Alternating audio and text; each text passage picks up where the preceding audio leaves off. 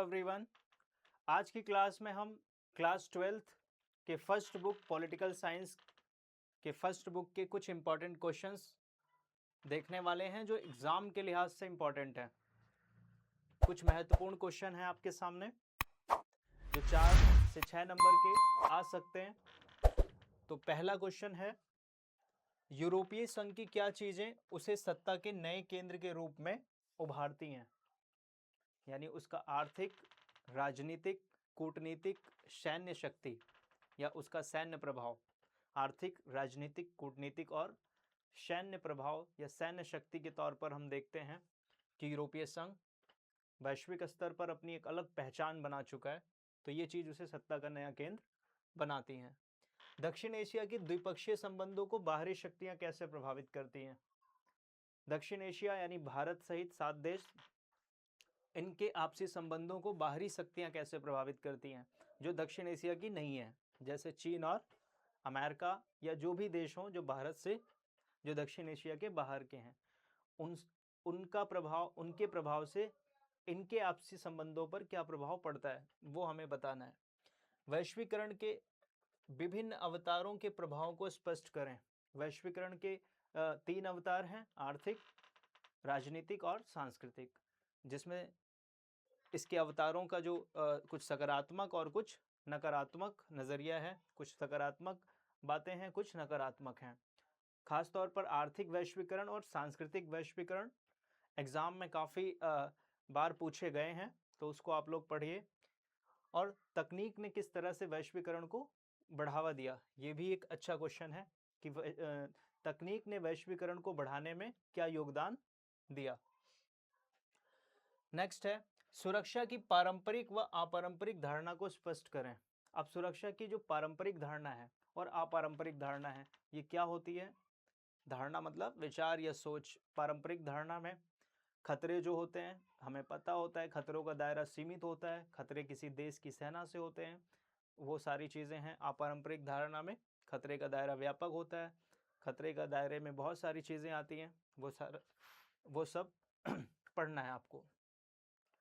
भारत के अनुसार संयुक्त राष्ट्र संघ के किन ढांचों में सुधार की आवश्यकता है? नेक्स्ट क्वेश्चन यही है कि भारत के अनुसार संयुक्त राष्ट्र संघ के किन ढांचों में सुधार होना चाहिए। तो भारत के अनुसार संयुक्त राष्ट्र संघ के 6 अंग हैं, जिनमें से भारत चाहता है कि संयुक्त राष्ट्र संघ का जो सुरक्षा परिषद है उसमें सुधार होना चाहिए।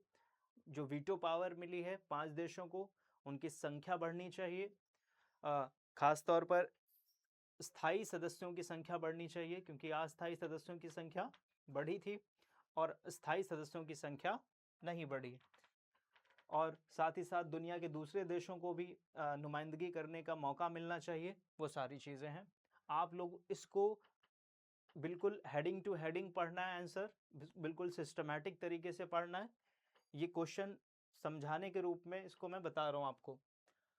सुरक्षा की दृष्टि से खतरे के नए स्रोत कौन से हैं? अगला क्वेश्चन, सुरक्षा की दृष्टि से खतरे के नए स्रोत। खतरे के नए स्रोत में आतंकवाद खतरे का नया स्रोत है, मानव अधिकार का जो उल्लंघन कर रहे हैं, मानव अधिकार का हनन, ये भी, और भी कई चीज़ें हैं। तो सुरक्षा की दृष्टि से खतरे के नए स्रोत कौन कौन से हैं उसको डिफाइन करना है। शॉक थेरेपी की 4 विशेषताओं को उजागर करें। शॉक थेरेपी क्या थी, पढ़ा था हम लोगों ने। एक मॉडल था जिसमें पूंजीवाद की तरफ संक्रमण हो रहा था, साम्यवादी मॉडल छोड़कर पूंजीवाद की तरफ जाया जा रहा था, ताकि देश अपनी अर्थव्यवस्था को मजबूत कर सकें और तकनीक का साथ मिले, तकनीक क्षेत्र में आगे जा सकें। और उसकी 4 विशेषता बतानी है। तो जब पूंजीवाद आता है तो अपने साथ क्या लाता है? एलपीजी, यानी एलपीजी यानी उदारीकरण, निजीकरण और वैश्वीकरण। शॉक।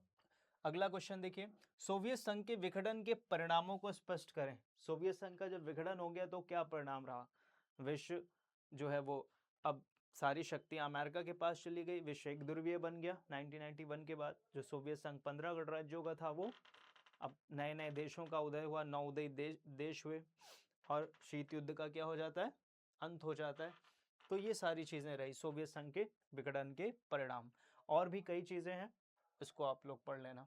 सुरक्षा परिषद की स्थायी सदस्यता प्राप्त करने के क्या मापदंड हैं सुरक्षा परिषद के स्थायी सदस्यता प्राप्त करने के, क्या क्राइटेरिया है? तो क्राइटेरिया है बहुत सारे क्राइटेरिया हैं, उनको जो भी उन मापदंडों पर खरा उतरेगा उसे स्थायी सदस्यता सुरक्षा परिषद में सदस्यता मिल सकती है।